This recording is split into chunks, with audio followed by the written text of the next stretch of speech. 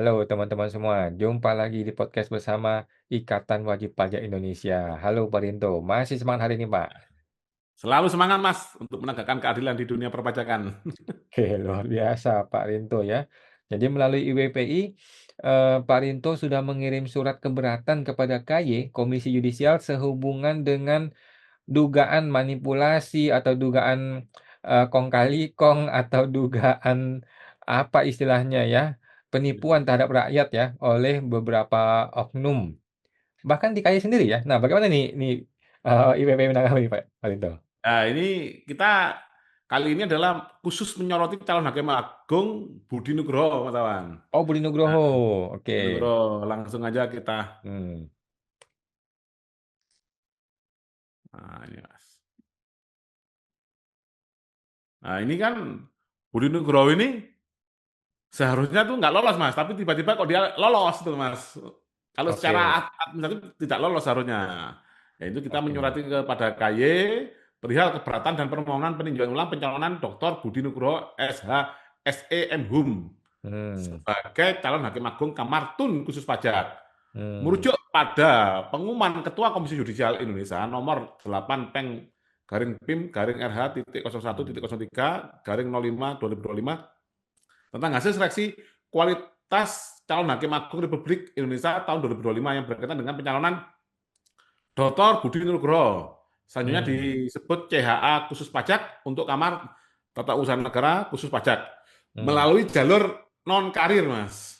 hmm, Nah, kami menyampaikan keberatan atas status pendataan yang bersangkutan sebagai calon dari jalur non karir. Berikut alasan dan dasar keberatan kami.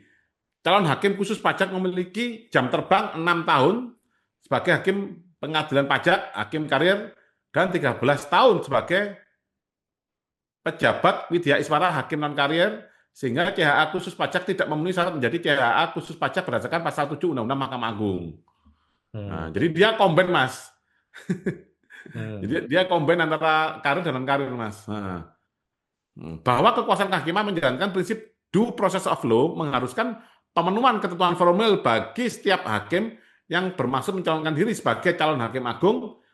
hmm. Ketentuan tersebut diatur dalam Undang-Undang Nomor 3 Tahun 2009 tentang perubahan kedua atas Undang-Undang Nomor 5 Tahun 2004 tentang Mahkamah Agung, selanjutnya disebut UUMA.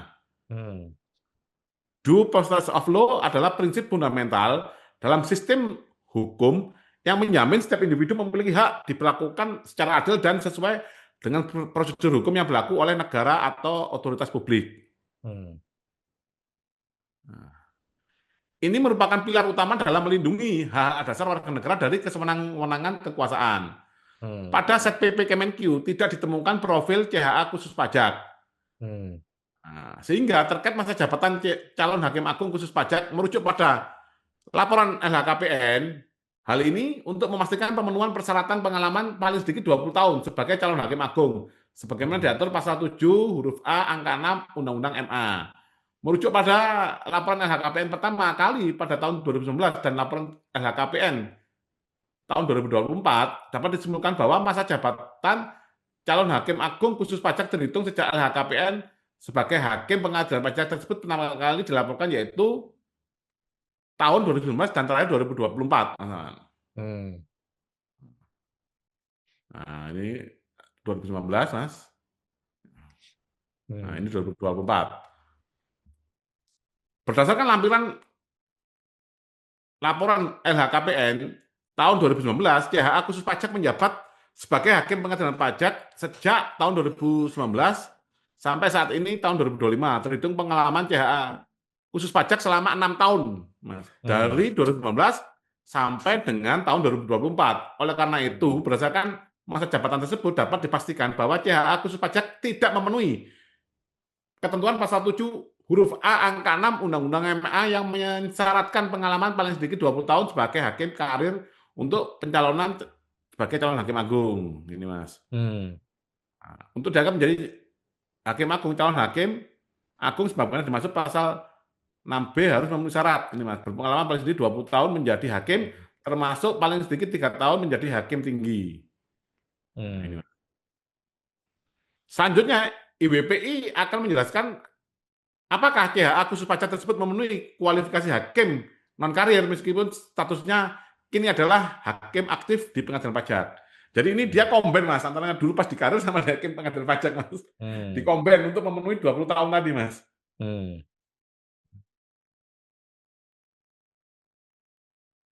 Nah, CHA khusus pajak sebelum menjabat sebagai hakim pengadilan pajak memiliki riwayat karir sebagai pejabat Widya Iswara selama 13 tahun dengan Hmm. uraian Widya Iswara pertama 2006 sampai 2008, Widya Iswara muda 2008 sampai 2012, Widya Iswara Madya 2011 sampai 2015. Hmm. Berdasarkan uraian di atas, dapat dipastikan bahwa CHA khusus pajak tidak memenuhi pasal 7 huruf B angka 2 Undang-Undang Nomor 3 tahun 2009 tentang Mahkamah Agung yang mensyaratkan pengalaman paling sedikit 20 tahun sebagai hakim non karir untuk Hmm. pencalonan sebagai calon hakim agung. Jadi kalau mau pakai yang non karir dari selain hakim Mas, dia harus pakai ini Mas.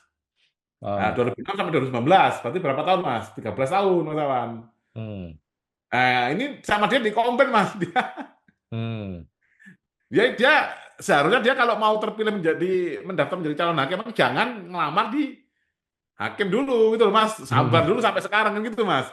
Biar memenuhi Hmm. 20 tahun. Nah, dia kan nggak sabar masuk ke hakim. Begitu ke hakim ingin dari calon hakim agung. Nah, ini Hmm. namanya oplosan ini Mas.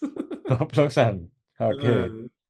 Berdasarkan hal tersebut terdapat tumpang tindih status antara hakim aktif dan pendaftaran non karir yang patut diduga sebagai bentuk pelanggaran prosedur seleksi, gitu, Mas. Hmm. Nah, ini non karir memenuhi ini. Nah, ini Mas, berpengalaman dalam profesi hukum. Nah, ini kalau yang non karir Mas ya, syaratnya ini Mas. Nah, Hmm. ya, khusus pajak diduga melakukan perbuatan melawan hukum dan sedang digugat di Pengadilan Negeri Jakarta Pusat Mas dengan nomor perkara 412 garing PDTG 2025 PN Jakpus. Jadi Hmm. dia pun lagi ada menghadapi perkara ini Mas. Hmm. Dia sudah melakukan manipulasi. Nah, ini nggak tahu Mas, harusnya kan seleksinya ini saya kira KAY ini perlu teguran keras dari presiden nih Mas. Bila perlu Hmm. ini pimpinan KAY perlu ditegur keras, mungkin bisa perlu diganti Mas. Nah, Hmm. ini karena menseleksi calon hakim agung ini aja nggak bisa Mas. Jadi dia Hmm. mengkomben 13 tahun di non karir sama 6 tahun tadi Mas. Itu pun masih Hmm. 19 tahun sebenarnya Mas, belum Hmm. ketemu 20 tahun Mas. Hmm. Nah, bahwa CHA khusus pajak diduga melakukan perbuatan melawan hukum dibutuhkan dengan yang bersangkutan menjadi tergugat dalam perkara nomor 412 Mas, PDTG PN Hmm. Jakpus. Berikut Hmm. buktinya Mas. Nah, ini Dr. Budi Nugro Mas. Hmm. Bahwa apapun perbuatan melawan hukum yang dilakukan oleh CHA khusus pajak dalam perkara di atas adalah perbuatan CHA khusus pajak yang melaksanakan sidang secara prematur menolak membacakan penetapan ketua pengadilan pajak tentang susunan majelis hakim yang memeriksa perkara yang sedang disidangkan dan melaksanakan persidangan secara tertutup. Jadi Oke. hukum acara pengadilan pajak saja tidak dijalankan oleh hakim agung ini. Hmm. Bagaimana bisa lolos itu loh Mas?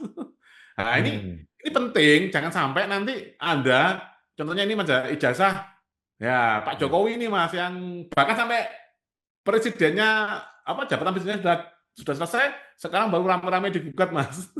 Hmm. Nah, ini kan nanti kasihan Mas. Nanti kalau ada putusan pengadilan pajak atau nanti kalau beliau jadi CHA apa jadi hakim agung di MA, otomatis kan putusannya bisa tidak sah juga Mas nantinya Mas. Hmm. Nah, bahwa tindakan CHA khusus pajak tidak hanya merupakan penyalahgunaan wewenang, tetapi juga telah melanggar asas due process of law dan Hmm. patut dinilai sebagai perbuatan melawan hukum. Hmm. Berdasarkan uraian di atas, CHA khusus pajak tidak memenuhi integritas yang dipersyaratkan untuk menjadi calon hakim agung Kamartun khusus pajak.